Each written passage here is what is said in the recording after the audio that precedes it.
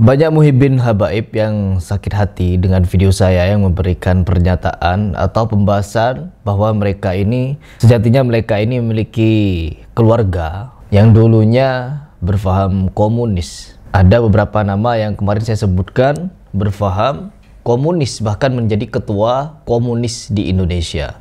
Dan itu sangat berbahaya dan perlu kalian tahu sejarahnya. Setelah saya membuat tantangan, ternyata tidak ada jawaban. Dan tidak akan pernah ada jawaban. Karena apa? Mereka ingin menutupi hal itu, teman-teman. Tidak mau kemungkinan seperti itu.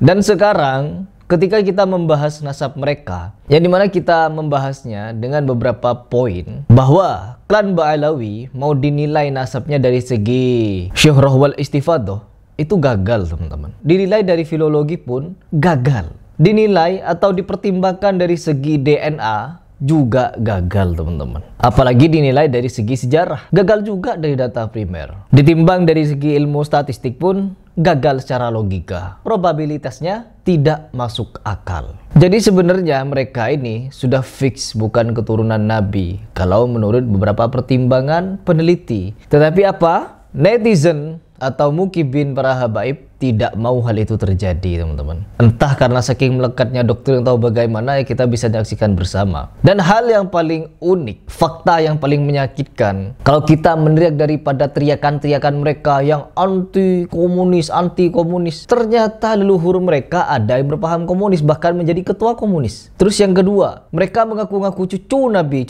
ahlul bait, dan mereka mengaku benci kepada orang-orang Syiah. Dan padahal pada fakta kenyataannya, di antara mereka ada beberapa marga dari, bahkan kebanyakan marga daripada habaib ini ada yang berfaham Syiah. Banyak membeludak habib-habib yang berfaham Syiah. Apalagi pindah agama, habib yang mengaku dalam tubuhnya mengalir darah kenabian. Ada yang berpindah agama kepada agama Kristen, bahkan sampai jadi pendeta. Ada datanya, ada faktanya. Dan sekarang kalau kita menelisik lagi sejarah negara Yaman itu, Yaman Selatan, ternyata bukan cuma dulunya pernah berfaham komunis, tapi leluhur mereka berdarah Yahudi, teman-teman. Memang ada orang-orang Yahudi yang pernah ada di sana, menetap di sana atau tinggal di sana dan menjadi leluhur mereka.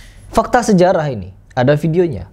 Salah satu lembaga mengisahkan bahwa Raja Salomo mengirimkan para pelaut atau pedagang Yahudi ke Yaman untuk mencari emas dan perak yang digunakan untuk menghiasi bait suci di Yerusalem. Orang Yahudi Sanaid memiliki legenda bahwa nenek moyang mereka menetap di Yaman 42 tahun sebelum kehancuran bait suci yang pertama. Orang Yahudi Yaman dan orang Yahudi Kurdi yang berbahasa Aram adalah komunitas-komunitas yang masih mempertahankan tradisi pembacaan Taurat di sinagoge dalam bahasa Ibrani dan terjemahan Targum dalam bahasa Aram.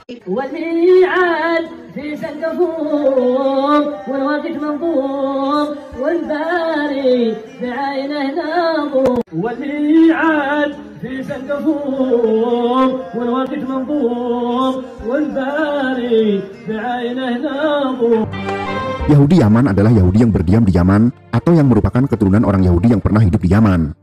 Yaman adalah negara yang terletak di sebelah selatan Arab Saudi dan di sebelah barat Oman. Penduduk Yaman diperkirakan berjumlah sekitar 23 juta jiwa. Luas negara ini sekitar 530.000 km persegi dan wilayahnya meliputi lebih dari 200 pulau. Pulau terbesarnya yaitu Socotra, terletak sekitar 415 km dari selatan Yaman di lepas pantai Somalia. Yaman adalah satu-satunya negara republik di Jazirah Arab. Orang-orang keturunan Arab di Indonesia, sebagian besarnya berasal dari negara ini. Yang mereka itu dikenal sebagai Habib. Habib-habib ini adalah keturunan Yahudi Ashkenazi Yaman Selatan yang mengaku-ngaku sebagai cucu Nabi Muhammad SAW. Padahal mereka bukan keturunan Nabi Muhammad, tapi mereka keturunan Bani Alwi bin Ubaidillah, yaitu Yahudi Yaman Selatan yang nasabnya dicangkokkan oleh Ali Asakron. Orang Yahudi Yaman dan orang Yahudi Kurdi yang berbahasa Aram adalah komunitas-komunitas yang masih mempertahankan tradisi pembacaan Taurat di sinagoge dalam bahasa Ibrani dan terjemahan Targum dalam bahasa Aram. Pada abad ke-12, penguasa Yaman yang bernama Abdal Nabi Ibn Mahdi memberikan pilihan bagi orang Yahudi antara masuk Islam atau mati syahid. Meskipun seorang pengkhotbah lokal Yahudi Yaman populer menyuruhkan orang Yahudi untuk memilih mati syahid.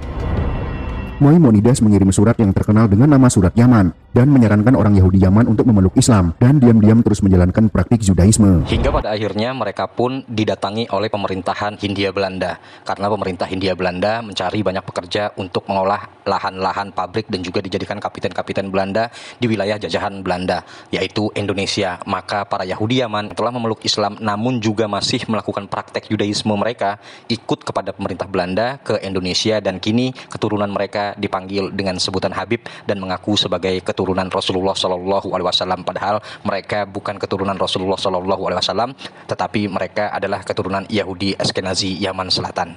Maka dari itu, sesuai dengan DNA mereka, yaitu DNA-nya adalah berhaplo G, yang artinya mereka adalah keturunan Yahudi Ashkenazi dan bukan keturunan Rasulullah Shallallahu Alaihi Wasallam. Nah, itu adalah penjelasan yang dimana perlu kalian simak, bahwa mereka ini sebenarnya mau kita nilai apapun ada, teman-teman. Mau dinilai Yahudi ada. Meskipun Ustadz Abdul Somad dengan menggebu-gebunya menyatakan bahwa orang-orang yang menolak nasabah Alawi itu bisa jadi komunis, bisa jadi orang yang tak bertuhan dan lain sebagainya, itu menampar Habib Abdul Somad sendiri, yang dimana Abdul Somad menyatakan hal tersebut untuk membela Ba'alawi. Ternyata Ba'alawinya banyak sekali kenyelenehan. Yang pertama tadi, mereka kalau mau dinyatakan leluhurnya ber-DNA Yahudi, ada datanya, ada sejarahnya. Mau dinyatakan ber-DNA komunis, berfaham komunis, ada datanya. Mau dinyatakan berfaham Syiah, Ahlul Bait, ada datanya. Banyak yang beragama Syiah. Ada juga yang murtad keluar dari Islam masuk Kristen, ada. Ada yang jadi pendeta, ada. Kurang apa lagi? Semuanya serba ada di antara mereka. Mau nyari yang doktrin-doktrin, ya, yang dawir-dawir umat, bekas siwak dijual, roti bekas digigit dijual, rokok bekas disedot dijual, air bekas diminum dijual, ada. Mau yang menceritakan takhayul khurafat, banyak membludak, sudah menjadi kebiasaan, saya rasa. Apa lagi?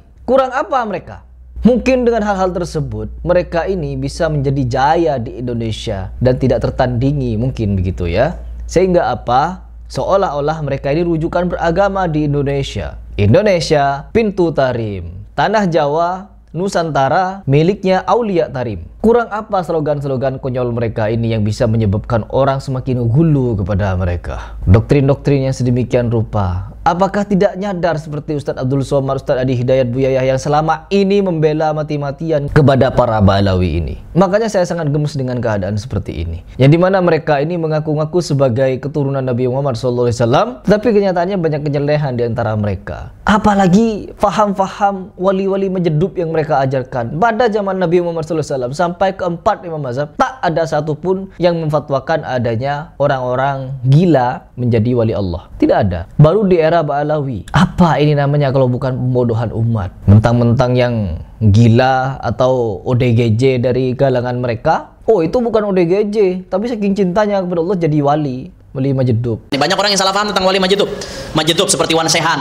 Itu jangan ditimbang tuh, lain urusannya. Jangan ditimbang pakai akal kita. Wan Sehan itu apa sih artinya Majedub, Bu? Pak, Majedub itu artinya juziba, ditarik. Mohon maaf, seakan-akan akalnya itu udah ditarik, udah nggak sadar. Hukumnya secara zahir seperti orang yang udah nggak sadar, udah hilang akal. Orang kalau hilang akal dituntut apa kagak? Udah nggak dituntut, nggak mukallaf. Orang Majedub begitu, seakan-akan akalnya udah nggak ada. Dia akalnya sudah tertarik. Kenapa? Karena saking tenggelamnya dalam cinta kepada Allah Subhanahu. Apa ini? Hidup bagaimana nih? Kekonyolan model apa ini yang akan kita diamkan? Mau sampai kapan? Sampai membela kekonyolan para Ba'alawi, mukibinnya, FPI-nya, rela taruhan nyawa, bentrokan sama orang Indonesianya. Na'udzubillah min dzalik. Kacau.